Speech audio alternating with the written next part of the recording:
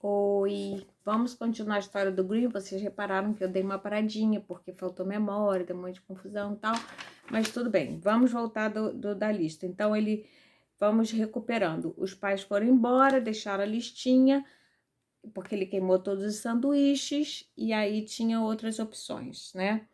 O primeiro da lista era o senhor Alfredo Mosquito, da Rua da Volta. A Rua da Volta ficava no quarteirão mais próximo. Num segundo chegou lá. Na porta da frente encontrou o bilhete que dizia: Bem-vindo, Grimble. A chave está na garrafa de leite.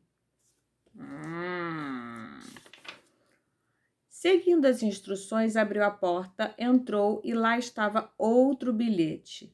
A comida está na cozinha que fica atrás da porta com a placa escrito Cozinha.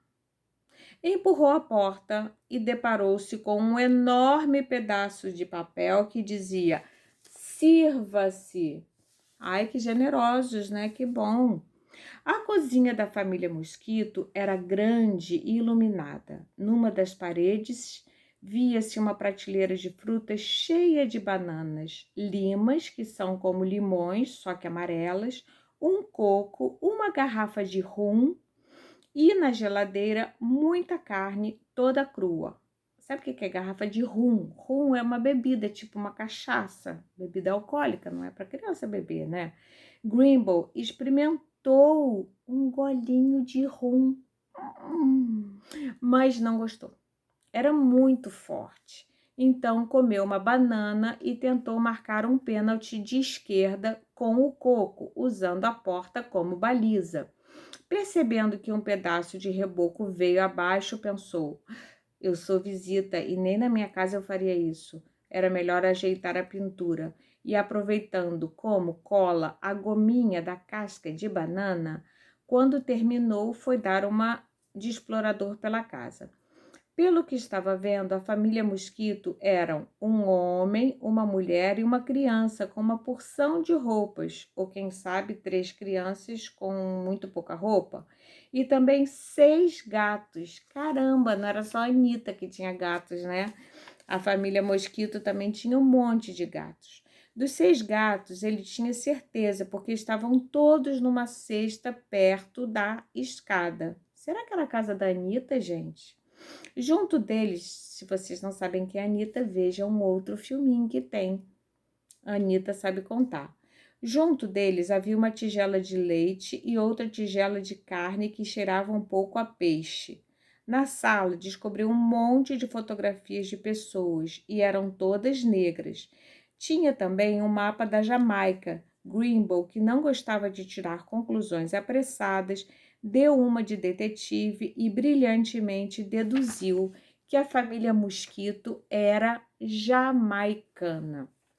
Sentiu-se tão importante quanto Sherlock Holmes e mais ainda quando viu confirmada sua descoberta por um jornal impresso em Kingston, na Jamaica.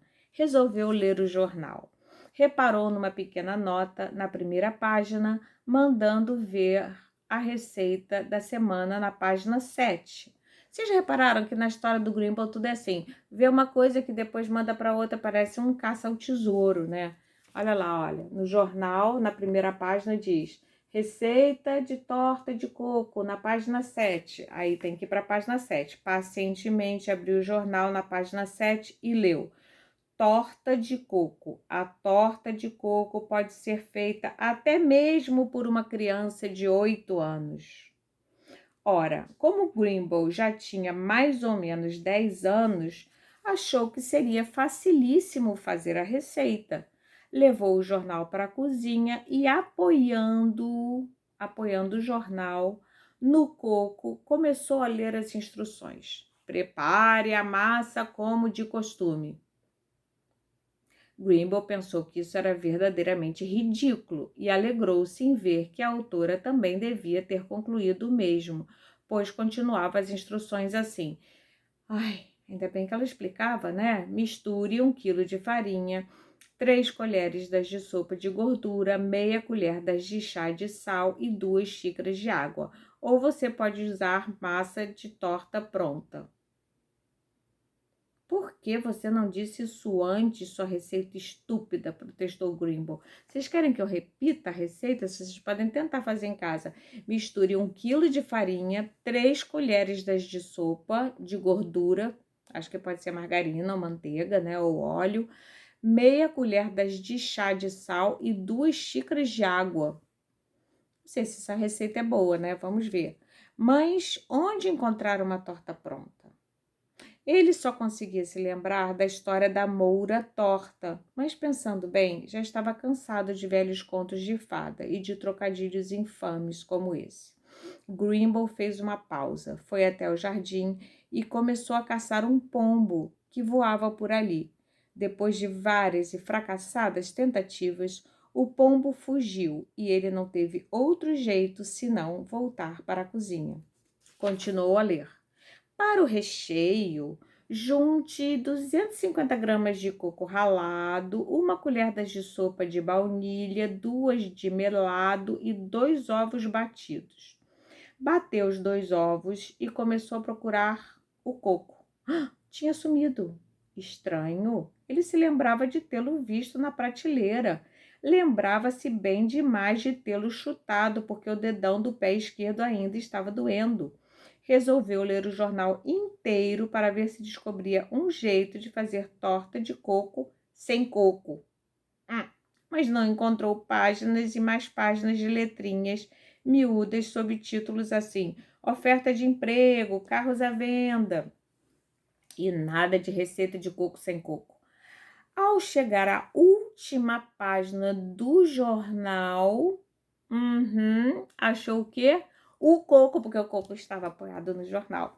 Ai, que cabeça! Estava ali desde o início, servindo de apoio para o jornal.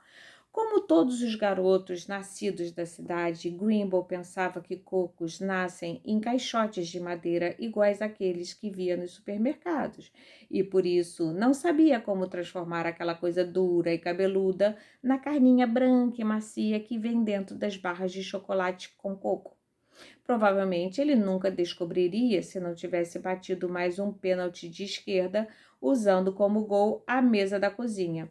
O coco bateu na trave, que nada mais era que um dos pés da mesa, e partiu-se ao meio. Ao quebrar-se, toda a água do coco espalhou-se pelo chão da cozinha. Isso veio bem a calhar e por 2 razões, que na verdade são 3. Primeiro, descobriu onde estava a carninha branca. Quando o coco quebrou, ele descobriu a carninha branca. Segundo, seria a maneira de alimentar os 6 gatinhos que já tinham acabado com o leite do pires. E afinal, 6 gatos funcionam muito melhor do que um rodo e um pano de chão. Boa ideia, Grimble! Os gatinhos vão lamber toda a aguinha que caiu no chão. Ralar um coco não é tão fácil quanto parece. Vocês sabem ralar um coco? É necessário antes arrancar toda aquela carninha branca que cresce colada à casca. Em seguida, passá-la no ralador e, nesta hora, a gente tem a impressão de que tudo vai sair fora da tigela antes que você tenha tempo de impedir. Aliás, como não podia deixar de ser, o ralador vinha com um aviso: cuidado, Grimble, não vá se cortar. Nossa, as pessoas são muito cuidadosas com o Grimble, né? Só que ninguém fala com ele diretamente, só pela escrita. Ainda bem que ele sabe ler. Isso tornou o trabalho realmente muito vagaroso, claro, porque ele tinha que fazer com cuidado. Aí demorou muito mais tempo, mas acabou dando certo. Finalmente misturou os ovos. Olha aqui o Grimble cortando o coco, estão vendo? Finalmente misturou os ovos, a baunilha, o melado e o coco ralado dentro da forma de torta, batendo tudo conforme estava na receita, e enxotou os gatos da cozinha. Ah, que malvado, né? Agora que os gatos já tinham feito o serviço deles. Olha aqui, olha, os gatinhos fazendo papel de pano de chão. Quando a torta ficou pronta, comeu-a rápida e imediatamente. Era a melhor coisa que comia desde o sanduíche de rosbife com geleia de damasco. Lembram de manhã que ele comeu isso quando ele voltou da escola? Terminou às 7h15 e como sua hora de dormir era 7h30, correu para casa. Ao abrir a porta, achou um telegrama no tapete. Era para ele. Abriu com cuidado e leu. Vou fazer um parênteses. Por acaso vocês sabem o que é um telegrama? Não sabem, né? Olha aqui, olha.